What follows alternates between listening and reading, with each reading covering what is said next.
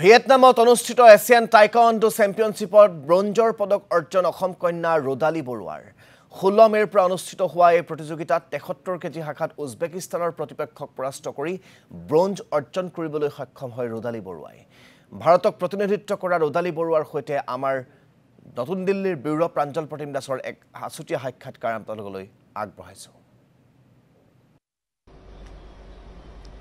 এই মুহূৰ্তত আমাৰ সৈতে আছে ৰদালি বৰুৱা আৰু এছিয়ান টাইকোৱাণ্ডো চেম্পিয়নশ্বিপ ভিয়েটনামত আয়োজন কৰা হৈছিল আৰু এইবাৰ তাত ৰদালি বৰুৱাই ভাৰতৰ 10 বছৰীয়া যেটো ৰেকৰ্ড হেতু ব্ৰেক কৰি 73 কেজি শাখাত তেখেতে ব্ৰঞ্জৰ পদক কঢ়িয়াই আনিছে। মই ৰদালিক শুভকামনা জনালো, অভিনন্দন প্ৰথমে। আৰু কেনেকুৱা আসলে গোটেই অভিজ্ঞতাখিনি?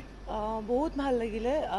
ফাৰ্ষ্ট ৰিকগনাইজ টুৰ্নামেণ্ট য'ত মই মেডেল ল'ব পাৰিলোঁ, ইমান বছৰ হাৰ্ড ৱৰ্ক এতিয়া গৈ সফল হৈছে গৈ, সেইকাৰণে বহুত ভাল লাগিলে। বহুত এক্সপিৰিয়েঞ্চো পালোঁ আৰু বহুত এক্সপিৰিয়েঞ্চে শিকালেও, সেইকাৰণে ভাল লাগিলে খুব। এটা কথা দেখা পোৱা গৈছে, তেজপুৰৰ পৰা কেৰিয়াৰ আৰম্ভ হৈছে আৰু বিশেষকৈ টাইকোৱাণ্ডোৰ দৰে এটা অগতানুগতিক, যিহেতু খুব সেই সময় যেতিয়া আৰম্ভ আপুনি কৰিছিলে খুব কম সময়ে মানুহে সেই সময়ত আদৰি লৈছিলে, গতিকে কেনেদৰে আগবঢ়া হৈছিল আৰু অনুপ্ৰেৰণাটো ক'ৰ পৰা আহিছিল? মই একচুৱেলি স্কুলত মই KV No. 1 তেজপুৰত পঢ়িছিলোঁ, তাৰ পৰা ষ্টাৰ্ট কৰিছিলোঁ।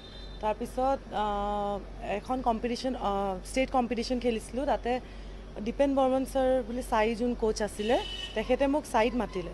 তাৰপিছত চাইত মই গৈ জইন কৰিলোঁ, তাৰপিছৰ পৰা লাহে লাহে ষ্টাৰ্ট কৰা হ'ল চাইৰ পৰা। এছিয়ান চেম্পিয়নশ্বিপে নিশ্চয়কৈ যথেষ্টখিনি এটা আগন্তুক দিনত নিজৰ খেল আগুৱাই লৈ যোৱাত অনুপ্ৰেৰণা যোগাব। এই চেম্পিয়নশ্বিপটো বহুত ইম্পৰ্টেণ্ট চেম্পিয়নশ্বিপ আছিলে, কাৰণ বহুত বছৰৰ পৰা 10 বছৰ হৈ গ'ল, তাৰপিছত একো ৰিজাল্ট নাছিলে আমাৰ। চ' এই চেম্পিয়নশ্বিপটোত মেডেল লৈ পেলাই আশা কৰিছোঁ যে টাইকোৱাণ্ডো আগলৈ আৰু আগবাঢ়ি যায়।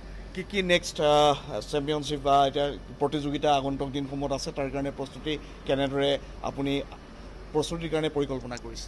এতিয়া নেক্সট আমাৰ ৱৰ্ল্ড চেম্পিয়নশ্বিপ আছে, নেক্সট ইয়েৰ হ'ব। তাৰ নেক্সট এছিয়ান গেমছ আছে, তাৰ বাবে মই প্ৰিপেৰেশ্যন কৰিম আৰু চেষ্টা কৰিম যেন এছিয়ান গেমছত মেডেল লৈ আহোঁ।